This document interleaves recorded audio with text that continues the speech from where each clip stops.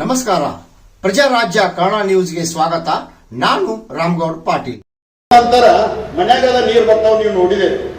ಒಂದು ಮನ್ಯಾಗ ನೀರು ಬರ್ತಾವು, ಆ ಮಾಲಕ್ಕಿದ್ದವ ದೇವ್ರ ಮ್ಯಾಗ ಬಹಳ ಭಕ್ತಿವಂತಿರ್ತಾನ. ಎಷ್ಟು ನಂಬುತ್ತಿರ್ತಾವ ಅಂದ್ರೆ, ನನಗೆ ಏನೋ ಕಷ್ಟ ಸುಖ ಬಂದ್ರೆ ಕೂಡ ನನ್ನ ದೇವ್ರು ಬದುಕಿಸ್ತಾನು, ನಾ ದೇವ್ರ ಮ್ಯಾಗ ಅಷ್ಟು ವಿಶ್ವಾಸ ಇಡ್ತೇನೆ ಅಂತಿರ್ತಾನೆ.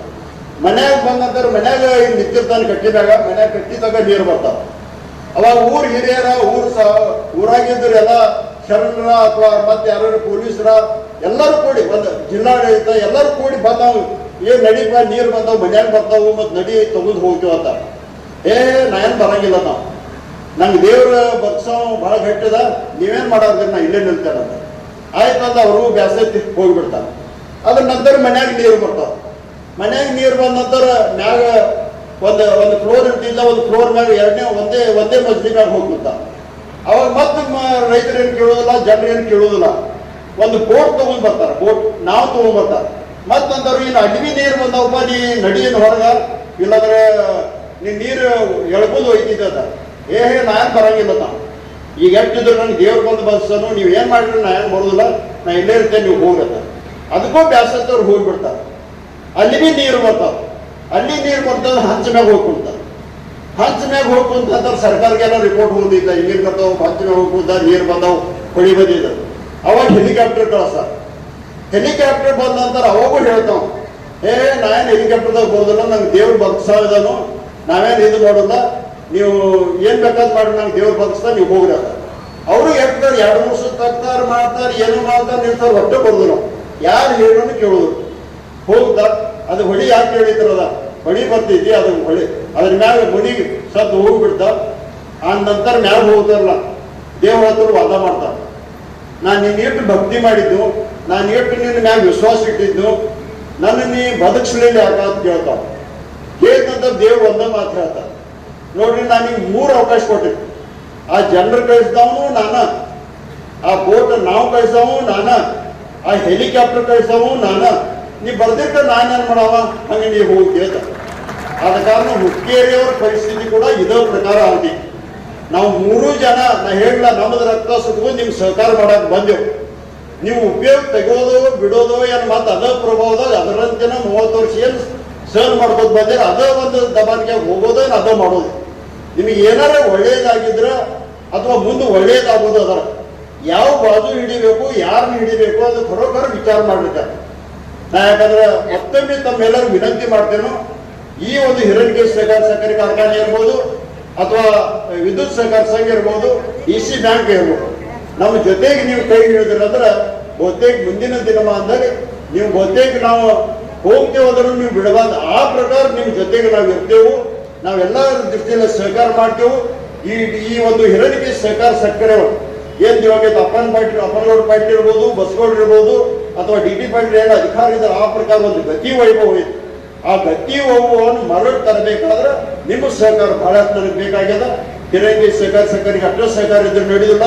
ವಿದ್ಯುತ್ ಸಹಕಾರ ಸಂಘ, DC ಬ್ಯಾಂಕ್ ಎಲ್ಲ ಹುಕ್ಕೇರಿ ತಾಲೂಕು ಇರ್ತಕ್ಕಂಥ ಸಹಕಾರ ಸಂಘಗಳ ವತಿಯಿಂದ ನಮ್ಗೆ ಸಹಕಾರ ಮಾಡಿದ್ರೆ ನಾವು ನೆಕ್ಕಿಯನ್ನು ನಿಮ್ ಜೊತೆಗಿದ್ದು ಮತ್ತೊಂದು ಹೆಚ್ಚಿಗೆ ಹುರುಪ್ಲೆ ನಾವು ನಿಮ್ಗೆ ಕೆಲಸ ಮಾಡ್ತೇವೆ.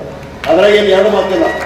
ಆದ್ರೆ ಇಲ್ಲಪ್ಪ ಬೇಡ ಅಂತ ಹೋದ್ರಿ ಅಂದ್ರೆ ಒಮ್ಮೆ ಹೋದೇವಂದ್ರೆ ತಿರುಗಿ ನಾವೇನು ಬರೋದಿಲ್ಲ. ಇನ್ನು ನೀವಿದ್ದೀರಿ, ನಿಮ್ಮ ತಾಲೂಕಿಂದ ಬಿಟ್ಟು ಬಿಡ್ತೀವಿ. ಹೊರಗಿನವ್ರಾದ್ರೆ ಭಾಳೇನು ಹೊರಗಿನವ್ರು ಇಲ್ಲ. ಹೇಳಿದ ಪ್ರಕಾರ ನಾವೇನು ನಮ್ಮ ಮಕ್ಕಳನ್ನೇನು ನಿರ್ದೇಶಕತ್ತಿಲ್ಲ. ನಿಮ್ಮ ಒಳಗಿನವ್ರ ನಿರ್ದೇಶಕರು, ನಿಮ್ಮ ಒಳಗಿನವ್ರ ಚೇರ್ಮನ್ ಆತಾರು, ನಿಮ್ಮ ಒಳಗಿನವ್ರ ವೈಸ್ ಚೇರ್ಮನ್ ಆತಾರ. ಮತ್ತು ನಾವೇನು ಪಕ್ಷದಾಗ ನಾವು ಯಾವುದೇ ಪಕ್ಷದಲ್ಲಿ ಇರ್ಬೋದು, ಒಂದು ಪಕ್ಷಾತೀತವಾಗಿ ಜಾತ್ಯತೀತವಾಗಿ ನಾವಿರ್ಬೋದು, ಉಸ್ತುವಾರಿ ಮಂತ್ರಿಗಳಾದ ಸತೀಶ್ ಜಾರಕಿಹೊಳಿ ಇರ್ಬೋದು, ಬಾಲಚಂದ್ರ ಜಾರಕಿಹೊಳಿ ಇರ್ಬೋದು, ಎಲ್ಲರೂ ಸೇರಿ ಕೂಡಿ ನಿಮ್ಮನ್ನು ಬದುಕ್ಸಾಕ್ ಬಂದೇವು ಅಂದ್ರೆ ಇದನ್ನು ವಿಚಾರ ಮಾಡಿ ತಾವು ಅನುಕೂಲ ಮಾಡಬೇಕು. ಮತ್ತೊಮ್ಮೆ ನನ್ನ ಸಂಕೇಶ್ವರ ಭಾಗದಲ್ಲಿ ಸುಮಾರು 6 ತಿಂಗಳದಿಂದ ಒಂದು ಸಹಕಾರ ಪರ್ವನ ಚಾಲು ಆಗಿದೆ. ಬಹುತೇಕ ನಿಮ್ಗೆಲ್ಲ ಗೊತ್ತಿದ್ದಂಥ ವಿಷಯ ಅದ. ನಾವು ಒಂದು ವಿನಂತಿ ಮಾಡ್ತೇನೋ, ನಾನು ಸ್ವಲ್ಪ ಸವಿಸ್ಕಾರವಾಗಿ ಇವತ್ತು ಹಿರಣ್ಯಕೇಶಿ ಸಹಕಾರಿ ಕಾರ್ಖಾನೆ ಬದ್ದಲ್ಲಿ ಇರ್ಬೋದು, ಅಥವಾ ಹುಕ್ಕೇರಿ ವಿದ್ಯುತ್ ಸಹಕಾರಿ ಸಂಘದ ಒಂದು ವಿಷಯ ಇರ್ಬೋದು, ಡಿಸ್ಟ್ರಿಕ್ಟ್ ಕೋಆಪರೇಟಿವ್ ಬ್ಯಾಂಕಿನ ಸಂಬಂಧ ಇರ್ಬೋದು, ಎಲ್ಲದರನ್ನು ವಿಶೇಷವಾಗಿ ತಮ್ಮ ಜೊತೆ ಮಾತಾಡ್ಬೇಕಂತ ಆಸೆ ಅದ. ಯಾಕಂದ್ರೆ ಯಾವಾಗ ಸಕ್ಕರೆ ಕಾರ್ಖಾನೆಯನ್ನು ನಾವು ತಗೊಂಡೆವು, ಇದೇ ಸ್ಥಿತಿ ನಿಪ್ಪಾಣಿಯಲ್ಲಿ ಕೂಡ ಬಂದಿತ್ತು.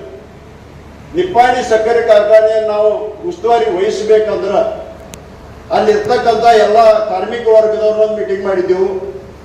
ಅಲ್ಲಿರ್ತಕ್ಕಂಥ ಕ್ರೆಡಿಟ್ ಸೊಸೈಟಿ ಏನು ಲೋನ್ ಕೊಟ್ಟಿದ್ದಾರೆ ಬ್ಯಾಂಕರ್ಸ್ ಎಲ್ಲ ಒಂದು ಮೀಟಿಂಗ್ ಮಾಡಿದ್ದೆವು. ಅಲ್ಲಿರ್ತಕ್ಕಂಥ ರೈತ ಬಾಂಧವರು ಕೂಡ ಒಂದು ಮೀಟಿಂಗ್ ಮಾಡಿದ್ದೆವು. ಆದರೆ ಇಲ್ಲಿ ಕಾರ್ಮಿಕರು ಮೀಟಿಂಗ್ ಮಾಡಿದೆವು, ಬ್ಯಾಂಕರ್ಸ್ ಮೀಟಿಂಗ್ ಮಾಡಿದೆವು. ರೈತರ ಮೀಟಿಂಗ್ ಮಾಡಕ್ ನಮ್ಗೆ ಆಗಲಿಲ್ಲ. ಯಾಕಂದ್ರೆ 2 ತಿಂಗಳು ಕೆಲಸ ಆದ ನಂತರ ನಾನೊಂದು ಹಾರ್ಟ್ ಆಪರೇಷನ್ ಹೋಗಿ 1-2 ತಿಂಗಳು ಬರ್ಲಕ್ಕೆ ಆಗಲಿಲ್ಲ. ಅದು ಹಂಗ ಪೆಂಡಿಂಗ್ ಇದೆ. ಆದರೆ ಇವತ್ತು ಅದು ಸದುಪಯೋಗ, ವಾರ್ಷಿಕ ಸಂಸದ ಸದುಪಯೋಗ ಪಡ್ಕೊಂಡು ಇಲ್ಲಿಯವರೆಗೆ ಏನೇನಾಗಿದೆ, ಮುಂದೆ ನಾವು ಯಾವ ಪ್ರಕಾರ ಮಾಡ್ತೇವೆ ಅಂತ ತಮ್ಮ ಒಟ್ಟಿಗೆ ಸ್ವಲ್ಪ ಒಟ್ಟಿಗೆ ಹಂಚ್ಕೊಳ್ಬೇಕಾಗ್ತದೆ. ಇವತ್ತು ಸುಮಾರು 6 ತಿಂಗಳ ಹಿಂದೆ ಏನು ಬಸವರಾಜ್ ಕನ್ನಟಿಯವರು ಇರ್ಬೋದು, ಅಶೋಕ್ ಪಟ್ಟಣ ಶೆಟ್ಟಿಯವರು ಇರ್ಬೋದು, ಅಥವಾ ಶಿವನಾಯಕ್ ಮತ್ತು ಅರಗೋಳೆಯವರು 7 ಜನ ನನ್ನ ಹತ್ತಿರ ಬಂದಾಗ ಇವತ್ತೇನು ಲೀಸ್ ಕೊಡಾಕದಾರು, ಲೀಸ್ ಕೊಡೋದು ಯಾರಿಗೂ ಬ್ಯಾಡ್ ಆಗ್ಯದ, ಅಥವಾ ಲೀಸ್ ಕೊಡೋದಂದ್ರೆ ಮಂಜೂರಿ ಕೂಡ ಇವತ್ತು ಆಡಳಿತ ಮಂಡಳಿ ಸಭೆಯಲ್ಲಿ ಇರ್ಬೋದು, ವಾರ್ಷಿಕ ಸಭೆಯಲ್ಲಿ ಇರ್ಬೋದು, ನಾವ ಎಲ್ಲರೂ ಹೂವ ಅಂತ ಬಂದೆವು. ಎಲ್ಲರೂ ಏನು ಸ್ಟೇಜ್ ಮೇಲೆ ನಾವು ಈ ಪ್ರಕಾರ ಬಿದ್ದು ಆ ಪ್ರಕಾರ ಎಸ್ ಸರ್ ಅಂತ ಅಂದು ಬಂದೆವು. ಖರೆ ನಮಗದು ಕೊಡೋದು ಬ್ಯಾಡ್ ಆಗ್ಯದ. ದಿವಂಗತ ಅಪ್ಪಾನಪ್ಪಗೌಡ ಪಾಟೀಲರ ಕಟ್ಟಿದಂಥ ಈ ಸಂಸ್ಥೆ, ಶ್ರೀ ಬಸವರಾಜ ಪಾಟೀಲರ ನಡೆಸಿದಂಥ ಸಂಸ್ಥೆ, SI ಪಾಟೀಲ್ ಅಂತ ನಡೆಸಿದಂಥ ಸಂಸ್ಥೆ, ದಿವಂಗತ ವಿಶ್ವನಾಥ್ ಕತ್ತಿ ಅವರು ನಡೆಸಿದಂಥ ಸಂಸ್ಥೆ, ಹಿರಿಯರಾದ ಸಹಕಾರಿಗಳಾದ DT ಪಾಟೀಲ್ ನಡೆಸಿದಂಥ ಸಂಸ್ಥೆ, ಇದೇ ಒಂದು ಗತಿ ವೈಭವ ಯಾವ ಪ್ರಕಾರ ಒಂದು 20 ವರ್ಷಗಳ ಹಿಂದೆ ಆ ಗತಿ ವೈಭವ ಬರಬೇಕಾದ್ರೆ ಸಹಕಾರ ರಂಗದಲ್ಲೇ ಇದಿರಬೇಕು ಅಂತ ಯಾವುದೇ ಪರಿಸ್ಥಿತಿಯಲ್ಲಿ ಲೀಸ್ ಕೊಡಬಾರ್ದು ಅಂತ ತಿಳ್ಕೊಂಡು ಒಂದು ವಿಷಯವನ್ನು ತಂದೆ. ನನಗೂ ಕೂಡ ತಗೋರದು. ನಾನು ಅದೇ ಸಹಕಾರದಾಗ ಇಟ್ಟು ಒಳ್ಳೆಯ ಸಹಕಾರ ದುಡ್ಡ್ರೆ ಎಲ್ಲರೂ ಕೂಡಿ ಇದನ್ನು ಕಟ್ಟಿದಾರು. ಅವತ್ತು ನೋಡ್ತಿದ್ದೇವೆ ನಾವು ಇಡೀ ರಾಜ್ಯದಲ್ಲಿ, ದೇಶದಲ್ಲಿ ಈ ಹಿರಣ್ಯಕೇಶಿ ಸಹಕಾರಿ ಸಕ್ಕರೆ ಕಾರ್ಖಾನೆ ಹೆಸರುವಾಸಿಯಾಗಿದೆ. ಯಾವುದೋ ಸ್ಟೇಟ್ ಲೆವೆಲ್ ಲೀಡರ್ ಇರಲಿ, ನ್ಯಾಷನಲ್ ಲೆವೆಲ್ ಲೀಡರ್ ಇರಲಿ, ಈ ಸಕ್ಕರೆ ಕಾರ್ಖಾನೆಗೆ ಭೇಟಿ ಕೊಡುತ್ತ ಹೋಗಲಾಗ್ತದೆ. ಈ ಪ್ರಕಾರ ಇದೆ. ಒಂದು MLA ಆಗೋದು ನಮ್ಗೆ ಬೇಡಪ್ಪ, ಕರೆ ಸಕ್ಕರೆ ಕಾರ್ಖಾನೆ ಡೈರೆಕ್ಟರ್ ಆಗ್ತೇವು, ಮೆಂಬರ್ ಆದ್ರೂ ಎಷ್ಟೋ ಖುಷಿ ಪಡ್ತಿದ್ವಿ. ಆದ್ರೆ ಇಂಥ ಒಂದು ಸಂಸ್ಥೆ ಯಾವ ಸ್ಥಿತಿಗೆ ಬಂದು ನಿಂತಪ್ಪ ಅಂತ ವಿಚಾರ ಮಾಡಿದ್ವಿ. ಆದ ಕಾರಣ ನಂದು ಒಂದು ಸೌಭಾಗ್ಯ ಅಂತ ತಿಳ್ಕೊಂಡು, ಯಾಕಂದ್ರೆ ನಾನು ಸಣ್ಣವನಿದ್ದಾಗ ಇಲ್ಲಿರ್ತಕ್ಕಂಥ DT ಪಾಟೀಲ್ ಇರ್ಬೋದು, ಬಸವಗೌಡ ಪಾಟೀಲ್ ಇರ್ಬೋದು, ನಾವು ರಾಜಕಾರಣ ಏನು ಮಾಡ್ತಿದ್ದೇವೋ ಇವ್ರ ಸಲಹೆ ಸೂಚನೆ ಮೇರೆಗೆ ನಮ್ಮದೇನು ತಂದೆ ತೀರ್ಕೊಂಡು ಇವರೆಲ್ಲರೂ ನಾನು ಹಿಡಿದಿದ್ದು. ನನಗೂ ಕೂಡ ಒಂದು ಅವಕಾಶ ಬಂತ ತಿಳ್ಕೊಂಡು ನಾನು ಇದನ್ನು ಯಾವುದೇ ಪರಿಸ್ಥಿತಿಯಲ್ಲಿ ನಮ್ಮ ಬೀರೇಶ್ವರ ಸಂಸ್ಥೆಯಿಂದ ಇದನ್ನು ಸಾಲವನ್ನು ಕೊಟ್ಟು ದುಡ್ಡು ಹಾಕಿ, ಮತ್ತು ನಂತರ ಬಾಲಚಂದ್ರ ಜಾರಕಿಹೊಳಿ ಅವರಿಗೆ ಭೇಟಿ ಆದ ನಂತರ ಅವರು ಕೂಡ DCC ಬ್ಯಾಂಕಿನಿಗೆ ಕೊಡ್ತಾರೆ ಅಂತ ತಿಳ್ಕೊಂಡು 2 ಜನ ಸೇರಿ ನಾವು ಇದಕ್ಕೆ ಸ್ವಲ್ಪ ಸಹಾಯ ಹಸ್ತವನ್ನು ಮಾಡ್ತೇವೆ. ಇವತ್ತು ಬಸವರಾಜ್ ಕನ್ನಟಿ ಅವ್ರನ್ನ ಅಧ್ಯಕ್ಷ ಮಾಡಿ, ಅಶೋಕ್ ಪಟ್ಟಣ ಶೆಟ್ಟಿ ಅವರು ಉಪಾಧ್ಯಕ್ಷರು ಮಾಡಿ, ಮತ್ತು 5 ಜನ ಸಂಚಾಲಕರನ್ನು ನಾಮಿನೇಟ್ ಮಾಡಿದರು. ಮಾಲಿಂಗ್ ಅಂಜಿಯವರು ಇರ್ಬೋದು, ಅಶೋಕ್ ಚಂದಪ್ಪಗಳು ಇರ್ಬೋದು, ನಮ್ಮ ಖರ್ಗಪುರ್ ಪಾಟೀಲ್ ವೈನಿಯವರು ಇರ್ಬೋದು, ಅದೇ ಪ್ರಕಾರ ಸಂಜಯ್ ರಾಯ್ಕರ್ ಇರ್ಬೋದು, ಮತ್ತು ಅಪ್ಪನಗೌಡ್ರ ಪಾಟೀಲರ ಮಣಿತನದವ್ರು ಇನ್ನೂ ಕೂಡ ನಿರ್ದೇಶಕರು ಯಾರೂ ಆಗಿದ್ದಿಲ್ಲ. ಅವ್ರ ಮೊಮ್ಮಗರಾದ ಮಲಗೌಡ ಪಾಟೀಲ್ ನಾವು ನೋಡಿದ್ದೂ ಇಲ್ಲ, ನಾವು ಕೇಳಿದ್ದೂ ಇಲ್ಲ. ಅವ್ರ ಮನೆಗೆ ಹೋಗಿ ಕರ್ಕೊಂಡು ಬಂದೆವು. ಬರೀಪ್ಪ ನೀವು ದಿವಾಳಿ ಇಲ್ಲಿ ಬರ್ಬೇಕಂತ ತಿಳ್ಕೊಂಡು ಅವಾಗ ಎಲ್ಲರೂ ಸೇರಿ ಇವತ್ತು 12 ಜನ ಸೇರಿ ನಾವು ಒಳ್ಳೆಯ ರೀತಿಯಿಂದ ಮಾಡಾಕಿದ್ವಿ. ಅದ್ರ ಜೊತೆಗೆ ನಮಗೆ ಯಾವಾಗಿದ್ರು ಕೂಡ ಬಹುತೇಕ ಅವರು 3 ಜನ ಉಳಿದಿದ್ರು ಆ ಕಡೆಯವರು. ಅದರಲ್ಲಿ ಅಪ್ಪಸಮ್ಮನ ಶಿರ್ಕೋಳಿಯವರು ಮೊದಲಿನಿಂದನೂ ನಮಗೆ ಸಪೋರ್ಟ್ ಮಾಡ್ಕೊಂಡು ಈಗೂ ಕೂಡ ನಮಗೆ ಸಪೋರ್ಟ್ ಮಾಡಕ್ಕೆ ಬಂದ, ಅವರೊಬ್ರು ಬಂದ್ಬಿಟ್ಟು ಹಿಂಗಾಗಿ 13 ಆಗಿದೆ. ಈ ಪ್ರಕಾರ ಒಳ್ಳೆಯ ರೀತಿಯಿಂದ ನಡೆದಾದ್ರೆ ಇದನ್ನು ಏನೇನು ಮಾಡಬೇಕಂತ ವಿಚಾರ ಮಾಡಿದ್ವಿ. ಸುಮಾರು 600 ಕೋಟಿ ಸಾಲ ಈಗಾಗಲೇ ಅರಗೋಳೆಯವರು ಸವಿಸ್ತಾರವಾಗಿ ತಮ್ಗೆ ಹೇಳಿದ್ದಾರೆ. ಈ ವರ್ಷನ 200 ಕೋಟಿ ಈ ಒಂದು ಸಕ್ಕರೆ ಕಾರ್ಖಾನೆಗೆ ಲಾಸ್ ಕೂಡ ಆಗ್ಯದ, ನುಕ್ಸಾನ್ ಕೂಡ ಆಗ್ಯದ. ಅಂದ್ರೆ ಇನ್ನೂವರೆಗೆ 30-40 ಕೋಟಿ ಹಾಕೋದು ಬಂದು ಈ ಸಲ 200 ಕೋಟಿ ಆಗ್ಯದ. ಇನ್ಮೇಲೆ ನಾವು ತಗೊಂಡ್ಬೇಕಾದ್ರೆ ಸುಮಾರು 100 ಕೋಟಿ ಬಾಕಿ. ರೈತರ ಬಿಲ್ ಇರ್ಬೋದು, HIT ಬಿಲ್ ಇರ್ಬೋದು, HIT ಕಮಿಷನ್ ಇರ್ಬೋದು, HIT ಡಿಫರೆನ್ಸ್ ಬಿಲ್ ಇರ್ಬೋದು, ಇದೆಲ್ಲ ಕೂಡ ಬಾಕಿ ಇದೆ. ಇಷ್ಟೆಲ್ಲ ತಗೊಂಡು ಏನ್ ಮಾಡೋದಪ್ಪ ಅಂತ ಧಾಡಸ್ ಮಾಡಿದೆವು. ಈ ಅಧಿಕಾರಿ ವರ್ಗದವ್ರು ಮೊದಲನೇ ಮೀಟಿಂಗ್ ಬಂದಾಗ ಎಲ್ಲರೂ ಲಿಸ್ಟ್ ತಂದು ಕೊಟ್ಟರು. ಲಿಸ್ಟ್ ತಂದು ಈ ಫ್ಯಾಕ್ಟ್ರಿ ಸಕ್ಕರೆ ಕಾರ್ಖಾನೆ ಪ್ರಾರಂಭ ಮಾಡಬೇಕಾದ್ರೆ ಹಂತ ಹಂತವಾಗಿ ಲಿಸ್ಟ್ ಕೊಡ್ಬೇಕು. ಅಡ್ವಾನ್ಸ್ ಎಷ್ಟು ಕೊಡಬೇಕು, ಮಷಿನರಿಗೆ ಎಷ್ಟು ಬೇಕು, ಕಮಿಷನ್ ಡಿಪಾಸಿಟ್ ಎಷ್ಟು ಕೊಡಬೇಕು, ಬ್ಯಾಂಕ್ ಬಡ್ಡಿ ಎಷ್ಟು ತುಂಬಬೇಕು, ಒಂದು 300 ಕೋಟಿ ರೂಪಾಯಿ ಲಿಸ್ಟ್ ಕೊಟ್ಟರು. ಅಂದ್ರೆ 600 ಒಂದು 300 900 ಆಯ್ತಲ್ಲ. ಅದರ 100 ಕೋಟಿ ಬಡ್ಡಿ ಅಥವಾ ಇದಕ್ಕೆ ತುಂಬಿರ್ಬೋದು ಅನ್ಸ್ತದೆ. ಆದ್ರೆ ಇನ್ನೇನಿಲ್ಲ, ಇದು ಏನಂತಲ್ಲ ಅದ ಲೋನ್ ಸಿಗುಲಾರ್ದ ದುಡ್ಡು ಹಾಕಲಾರ್ದ ಈ ಫ್ಯಾಕ್ಟ್ರಿ ಅಂತೂ ಪ್ರಾರಂಭ ಆಗುದಿಲ್ಲ. ಯಾಕಂದ್ರೆ ಕಾರ್ಮಿಕರಂತೂ ಮೊದಲು ಹದಿಮ್ಯಾಗ ಬರ್ತಾರೆ, ಅವರಂತೂ ವಿಚಾರ ಮಾಡಕತ್ತೀರಿ. ಬಹಳಷ್ಟು ಸಲ ನಂಗೆ ಕಾರ್ಮಿಕರ ಅಧ್ಯಕ್ಷರು ಇರ್ಬೋದು, ಎಲ್ಲರೂ ಕೂಡ ಭೇಟಿ ಅದ. ಏನಾರು ಮಾಡ್ರಪ್ಪ ನೀವು ತಗೊಳ್ರಿ, ಈ ಕಡೆ ಚಾಲು ಮಾಡ್ಲ. ರೈತರು ಕೂಡ ಸಾಕಷ್ಟು ಜನ ಹೇಳಿ ಅವಾಗ ಈ ಎಲ್ಲ ನಿರ್ದೇಶಕರ ಒಂದು ಗಟ್ಟಿ ಜೀವ ಮಾಡ್ರಂದ್ರ ಅವ್ರು ಏನ ಮೀಟಿಂಗ್ದಾಗ ಆಗಲಿ ಜನರಿಗೆ ಹೂ ಅಂತ ಬಂದಿದ್ರು, ತಮ್ಮ ಊರಾಗ ಹೋದ ಬಳಿಕ ನೀವೆಲ್ಲರೂ ಏನು ಒತ್ತಡ ಹಾಕಿರಿ ಅವ್ರ ಮ್ಯಾಗ, ಎಲ್ಲ ನೀವರೇ ಗಟ್ಟಿ ಆಗ್ರಿ, ಯಾಕೆ ಹೂ ಅನ್ಕೋತ ಕುಂತೀರಿ. ಈಗ ನಮ್ಮ ಶಿರ್ಡಾದವ್ರು ಮಲಗೋಡ ಪಾಟೀಲ್ ಅವ್ರು ಹೇಳಿ ಯಾಕೆ ನೀವು ಕೇಳಲ್ಲ ಹೂ ಅಂದ್ರೆ ಅದೊಂದು ಪರಿಸ್ಥಿತಿ ಇರ್ತಿದ್ದಿ, ಪರಿಸ್ಥಿತಿ ಆಗಿ ಹೋಗ್ಯದ. ಅದನ್ನೇ ನಾವು ಹಿಂದಾದ ಭಾಳ ವಿಚಾರ ಮಾಡ್ಕೊಂಡು ಕೊಂಡೋದು ಬೇಡ. ಮುಂದೆ ಏನ್ ಮಾಡ್ಬೇಕಂತ ವಿಚಾರ ಮಾಡೋಕೆ ಆದ್ರ ಮುಂದೆ ಮತ್ತೆ ತಪ್ಪಾಗಬಾರ್ದು ತಿಳ್ಕೊಂಡು ನಾನು ನೆನಪಿಸಿ ಮಾಡಿಕೊಡಾಗಲಿಲ್ಲ. ಆದ ಕಾರಣ ಅವ್ರು ಬಂದ ನಂತರ ಇವತ್ತು ಇಲ್ಲಿ ಎಲ್ಲ ಲೆಕ್ಕ ಮಾಡಿದ ನಂತರ ಇವತ್ತು ಡಿ.ಸಿ. ಬ್ಯಾಂಕ್ ಮತ್ತು KDC ಬ್ಯಾಂಕ್ ಕೊಲ್ಲಾಪುರದಿಂದ ಒಂದು 70 ಕೋಟಿ ಸಾಲ ತೆಗೆದು ಬಿಲ್ಗಳೆಲ್ಲ ಚುಕ್ತಾ ಮಾಡಿದ್ವಿ. ಅದೇ ಪ್ರಕಾರ ಸ್ವಲ್ಪ ದುಡ್ಡು ಹಾಕಿ ಪ್ರಾರಂಭ ಮಾಡಿದೆವು. ಅಷ್ಟೊತ್ತರಾಗ ನಾವು ಆಪರೇಷನ್ ಆಗಿ 2 ತಿಂಗಳು ಹೋದ ನಂತರ ಮತ್ತೆ ಇವ್ರು 2 ಮಂದಿ ಬಂದ್ರೆ ನಾವತ್ತು ನಡೆಸ್ತೀವಿ ದುಡ್ಡು ಹಾಕಿ. ಆಯ್ತಪ್ಪ ಭಾಳ ಚಲೋ ಐತ, 100 ಕೋಟಿ ಹಾಕಿದೇನು. 100 ಕೋಟಿ ಅಂದ್ರೆ ನಂದಲ್ಲ, ನಮ್ಮ ಸಂಸ್ಥೆ ಎಲ್ಲ ಭೋಜನ ಮಾಡಿ ಹಾಕಿದೀವಿ, ನಮ್ದು ಎಲ್ಲೂ ಹೋಗುದಿಲ್ಲ. ಯಾಕಂದ್ರೆ ಅದು ಒಂದು ಸಹಕಾರಿ ಸಂಸ್ಥೆ, ಇದು ಒಂದು ಸಹಕಾರಿ ಸಂಸ್ಥೆ. ಇವತ್ತು ಬೀರೇಶ್ವರ ಸಂಸ್ಥೆ ದೊಡ್ಡ ಬೃಹತ್ ಆಕಾರದಲ್ಲಿ ಬೆಳೆಯೋದ್ರಿಂದ ಇಲ್ಲಿರ್ತಕ್ಕಂಥ ಪರಿಸರದಲ್ಲಿ ಕರ್ನಾಟಕ ಇರ್ಬೋದು, ಮಹಾರಾಷ್ಟ್ರ ಇರ್ಬೋದು, ಸಾಕಷ್ಟು ಸಕ್ಕರೆ ಕಾರ್ಖಾನೆಗಳು ಅದು ವರದಾನಾಗಿ ಬೆಳೀತದೆ.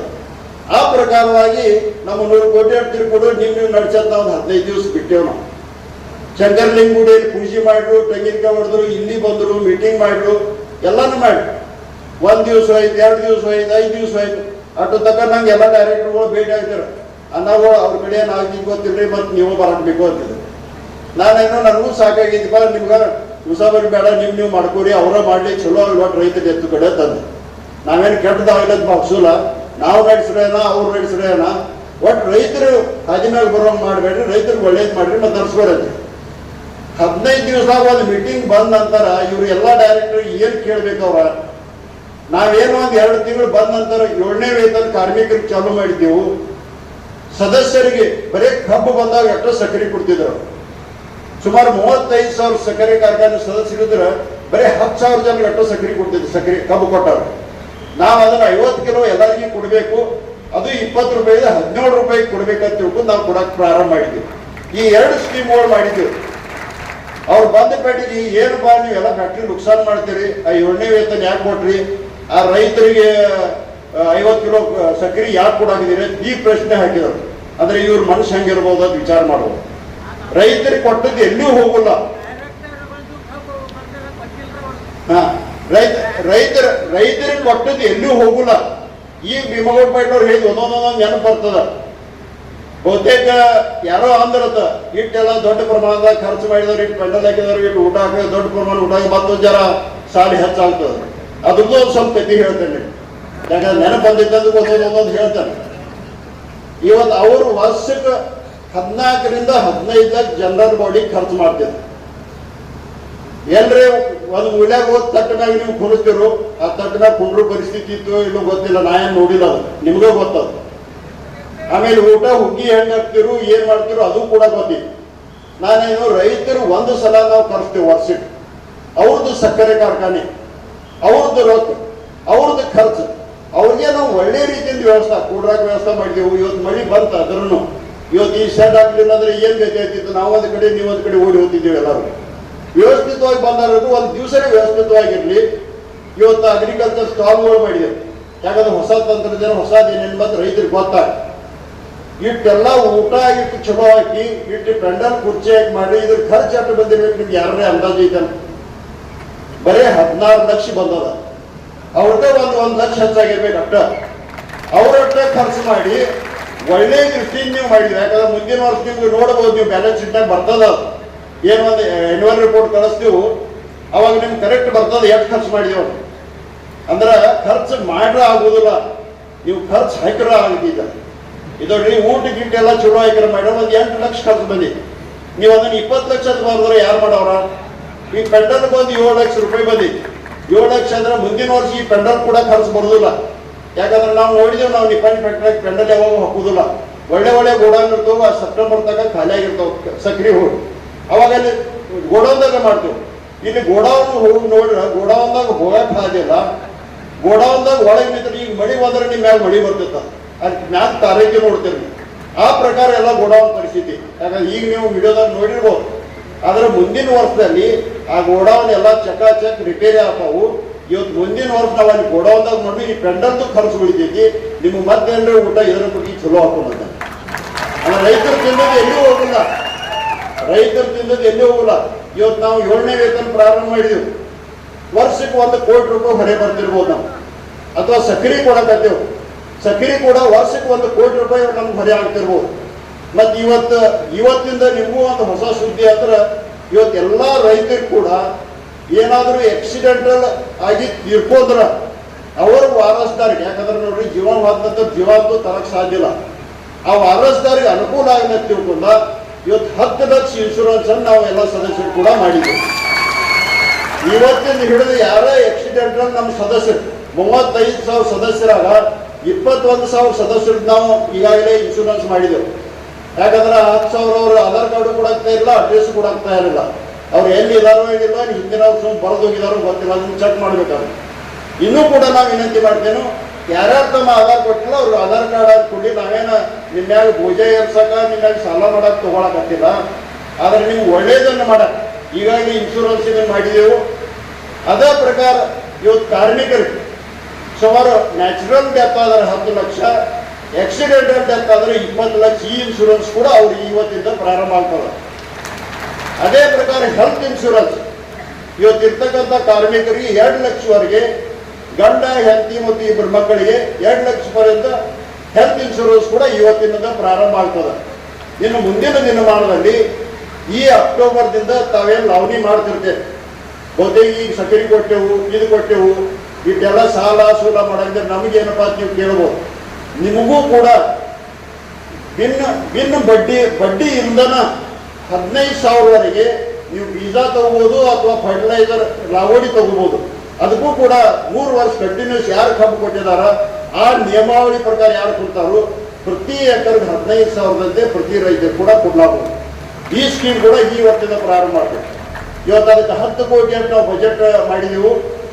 ಯಾರೇ ಅನ್ಬೋದು, ನೀವು 10 ಕೋಟಿ ನೀವು ಸಾಲ ಮಾಡಿದ್ದೀರಿ, ಮತ್ತೆ ಯಾಕೆ ಹೇಳ್ತೀರಿ? 10 ಕೋಟಿ ನಮಗೆ ತಿರುಗಿ ಬರ್ತದ, ಬಡ್ಡಿ ಅಷ್ಟ ನಮ್ಗೆ 1 ಕೋಟಿ ಹೋಗ್ತದೆ. 1 ಕೋಟಿ ರೈತರು ಕೊಡಕ್ಕೆ ನಮ್ಗೇನು ಎಲ್ಲೇನು ಕಮ್ಮಿ ಇಲ್ಲ, ನಮ್ಗೆ ಎಲ್ಲದಿರೋ ದೇವ್ರ ಮಾತಾಡಿ ಕೊಡ್ತಾರ. ಈ ಪ್ರಕಾರವಾಗಿ ಒಳ್ಳೆಯ ದೃಷ್ಟಿಯಿಂದ ಮಾಡಿ ಇವತ್ತು ಡಿಸ್ಟಿಲರಿ ಪ್ಲಾಂಟ್ ಇರ್ಬೋದು, ಸುಮಾರು 2 ವರ್ಷ ಡಿಸ್ಟಿಲರಿ ಅವ್ರು ಮಾಡಾಕದ 1 ಕೋಟಿ 20 ಲಕ್ಷ ಖರ್ಚು. ಅದನ್ನು ಮಾಡೋದಾದ್ರೆ 70 ಕೋಟಿ ಖರ್ಚು ಮಾಡಿ ಅದು ಹಂಗೆ ಬಿದ್ದದು. ಹೋದ ವರ್ಷ ಚಲೋ ಇನ್ನೂ ಸಾಲ. ಈಗ 30 ಕೋಟಿ ನಾವು ಅದಕ್ಕೆ ಹಾಕಿ ಈಗ ಏನು ಫ್ಯಾಕ್ಟ್ರಿ ಪ್ರಾರಂಭ ಆಗ್ತದೆ, 9,000 ಕೆಪಾಸಿಟಿ ಇಲ್ಲ ಈ ವರ್ಷ. ಅದ್ರ ಜೊತೆಗೆ ದಿವಸಕ್ಕೆ 1.5 ಲಕ್ಷ ಲೀಟರ್ ಇಥನಾಲ್ ಕೂಡ ಪ್ರಾರಂಭ ಆಗ್ತದೆ. ಇವತ್ತು ಮತ್ತೊಂದು ಕೋ ಜನರೇಷನ್ ಎಲ್ಲ ಏಷ್ಯಾದಾಗ ಒಂದು ದೊಡ್ಡದು ಕೋ ಜನರೇಷನ್ ಮಾಡಿದ್ದಾರೆ. ಯಾಕಿಂತ ದೊಡ್ಡದು ಮಾಡಿದ್ದಾರೆ ಅಂದ್ರೆ ಎರಡು ಟರ್ಬೈನ, 2 ಇದು ಏನದ ಬಾಯ್ಲರ್, 2 ಟರ್ಬೈನ್ ಎಲ್ಲ ಕುಂಚಿದ್ದಾರೆ. ಮತ್ತು ಅದು ಬಹುತೇಕ 5-6 ವರ್ಷದ ವೇಳೆ ಯಾವುದೋ ಒಂದು ಜಪಾನ್ ಕಂಪನಿ ಸಿನ್ ನಿಫಾನ್ ಅಂತ ತಿಳ್ಕೊಂಡು ಜಪಾನ್ ಕಂಪನಿ ಒಂದು ಸ್ಕೀಮ್ ಇತ್ತಂತ ಅವಾಗ ಹೇಳ್ತಾರ. 2 ಕುಣಿಸಿದ್ರೆ 1 ಫ್ರೀ ಅಂತ. ನಮ್ಮ ಹಿರಣಿಗೆ ಸಕ್ಕರೆ ಕಾರ್ಖಾನೆ 2 ಬೇಕು, 1 ಬೇಕು, 2 ಕೋಜನ್ 1 ಬೇಕು. ನೀನು ಫ್ರೀ ಬರ್ಬೇಕಾದ್ರೆ 2 ಹಾಕಬೇಕಲ್ಲ, ಇಲ್ಲಿ 2 ಹಾಕಿದ್ರು 1 ಫ್ರೀ ಹೋದರು. ಇನ್ನು ಇದಕ್ಕೇನು ಮಾಡೋರು ಹೇಳಿ ಇರಲ್ಲ, ಅದು ಹೋಗ್ತಾನ ಏನೋ ಸ್ಕೀಮ್ ಇತ್ತು ತಗೊಂಡು ಆದ್ರು 2 ಚಾಲೂನೇ ಇರಬೇಕಲ್ಲ, 1 ಚಾಲು ಇತ್ತು. ಇನ್ನೂವರೆಗೆ ಬರೀ 9 ಮೆಗಾವ್ಯಾಟ್ ನಮ್ಮದು ಎಕ್ಸ್ಪೋರ್ಟ್ ಆಗ್ತದೆ. ಅಂದ್ರೆ ಅದರಲ್ಲಿ 18 ಮೆಗಾವ್ಯಾಟ್ದಾಗ ನಮಗೆ ವಾಪರಿಸಿ ಕಂಡೆನ್ಸ್ ನೋಡಿದ್ರೆ 18 ಮೆಗಾವ್ಯಾಟ್ ನಡೀತದೆ. ಅದನ್ನ ಈ ವರ್ಷ ಸುಮಾರು 4 ಕೋಟಿ ಖರ್ಚು ಮಾಡಿ ಇರ್ತಕ್ಕಂಥ ಬಾಯ್ಲರ್ ಇರ್ಬೋದು, ಟರ್ಬೈನ್ ಇರ್ಬೋದು ರಿಪೇರಿ ಮಾಡಿ ಈ ಕಾರ್ಖಾನೆ ಸೀಸನ್ ಚಾಲೂ ಆಗೋದಕ್ಕೆ 4 ಕೋಟಿ ಖರ್ಚು ಮಾಡಿದ ನಂತರ ನಮಗೆ ಅದರ ಡಬಲ್ ಎಲೆಕ್ಟ್ರಿಕ್ ಉತ್ಪಾದನೆ ನಾವು ಮಾಡ್ತೇವೆ. ಅದರಿಂದ ಸುಮಾರು 20 ಕೋಟಿ ಉತ್ಪನ್ನ ಹೆಚ್ಚು ಬರ್ತದೆ. ಅದೇ ಪ್ರಕಾರ ಒಂದು ಮೊಲಾಸಿಸ್ ಟ್ಯಾಂಕ್ ಕಟ್ಟಾಗಿದೆವು. ಇವತ್ತು ನೀವು ವಿಡಿಯೋದಾಗ ನೋಡಿರ್ಬೋದು, 15,000 ಲೀಟರ್ 15,000 ಟನ್ ಲೀಟರ್. ಅದಕ್ಕೆ 4 ಕೋಟಿ ಖರ್ಚು. ಮತ್ತು ಸಾಲ ತೆಗೆದು ಇದ್ನಾಗ ಮಾಡೋದಿರೋದು ನೀವು ಅನ್ಬೋದು. ಯಾಕಂದ್ರೆ ಒಂದೊಂದೊಂದೊಂದು ಹಂತವಾಗಿ ನೀವು ವಿಚಾರ ಮಾಡ್ಬೇಕಾಗ್ತದೆ. ಈಗ ಏನ ನಾವಿಲ್ಲಿ ಹರಣಿಕೆ ಮಾಡಬೇಕಾದ್ರೆ ಸಾಲ ಮಾಡೇ ಮಾಡ್ಬೇಕು. ದುಡ್ಡಂತೂ ಎಲ್ಲೂ ಸಿಲ್ಲಕ್ಕಿಲ್ಲ. ಇನ್ನು ಮತ್ತೆ ಬಾಕಿನ ಬರಕ ಈಗ ಡ್ಯೂ ಸೆಂಟರ್ ಹೊಂಟುತ್ತಲ್ಲ ಇಲ್ಲ, ಒಮ್ಮೆ KDC ಬ್ಯಾಂಕ್ನವ್ರು ಬರ್ತಾರು, ಒಮ್ಮೆ DC ಬ್ಯಾಂಕ್ನವ್ರು ಬರ್ತಾರು, ಒಮ್ಮೆ ಬ್ಯಾಂಕ್ ಆಫ್ ಇಂಡಿಯಾದವ್ರು ಬರ್ತಾರು, ಒಮ್ಮೆ ಮತ್ತು SBIನವ್ರು ಬರ್ತಾರೆ. ಯಾಕಂದ್ರೆ H&T ಅಡ್ವಾನ್ಸ್ ಕೂಡ SBI ಕಡೆಯಿಂದ ತೆಗೆದಾರೆ. ಈಗ ಬಹುತೇಕ ನೋಟಿಸು ಬರಾಗದಾವ ಕೆಲವೊಂದು ಡಿಪಾಸಿಟರ್. ಅದನ್ನೂ ಏನು ಕಾಳಜಿ ಮಾಡಬೇಡ, ತುಂಬಾಗಿಲ್ಲತ್ತಲ್ಲ. ಹಳಿ ಸಾಲ ಎಷ್ಟೈತೆ ಅದೆಲ್ಲನ ಪೂರ್ತಿ ತೀರ್ತೀವಿ. ಕರೆಕ್ಟ್ ಟೈಮ್ ಅವಕಾಶ ಬೇಕು ನಮ್ಗೆ. 1 ವರ್ಷದಾಗ 2 ವರ್ಷದಾಗ ಮುಗಿತೈತೆ ಅಂತಲ್ಲ, ಸುಮಾರು 10-15 ವರ್ಷ ತಗೊಳ್ಬೋದು ಅದು ಟೈಮ್. ಒಂದ ಪೇಟೆಗೆ ಮುಗಿತೈತೆ ಅಂತಲ್ಲ. ಯಾಕಂದ್ರೆ ಇನ್ನೂ 3 ಕೋಟಿ 400 ಕೋಟಿ ಸಾಲ ಮಾಡಿ 1,000 ಕೋಟಿ ಆಗ್ತದೆ. ಅದ್ರ ಬಡ್ಡಿನ 120 ಕೋಟಿ ಆಗ್ತದೆ ವರ್ಷಕ್ಕೆ, 12% ಹಿಡಿದ್ರು ಕೂಡ. ಅಂದ್ರೆ ಒಟ್ಟು ಬಡ್ಡಿ ವಿಚಾರ ಮಾಡಿ ನಾವೆಲ್ಲ ಲಾಭ ಮಾಡಬೇಕು. ಇಷ್ಟೆಲ್ಲ ಸಾಲ ಇದ ಹೇಳಾಗಿದೆ ಅನ್ನೋದ್ರೆ ರೈತರಿಗೆ ನಮ್ಗೇನು ಮತ್ತೆ ನೀವು ಬಿಲ್ ಕಮ್ಮಿ ಕೊಡೋರೇನಪ್ಪ, ಮತ್ತೆ ಯಾವಾಗ ಕೊಡ್ತೀರಿ ಆಮೇಲೆ ಅದನ್ನ ವಿಚಾರ ಮಾಡ್ಬೇಡ. ರೈತರಿಗೆ ನಿಪ್ಪಾಣಿ, ಚಿಕ್ಕೋಡಿ ಸಕ್ಕರೆ ಕಾರ್ಖಾನೆ ಏನ್ ಬಿಲ್ ಕೊಡ್ತಾರೋ ಅದೇ ಬಿಲ್ ನಿಮಗೂ ಕೊಡ್ತೇವೆ. 15 ದಿವಸಕ್ಕೊಮ್ಮೆ ತಪ್ಪದ 15 ದಿವಸಕ್ಕೊಮ್ಮೆ ಬಿಲ್ ಹಾಕ್ತೇವೆ. ಏನ್ ಫ್ಯಾಕ್ಟ್ರಿ ಬಂದಾಗ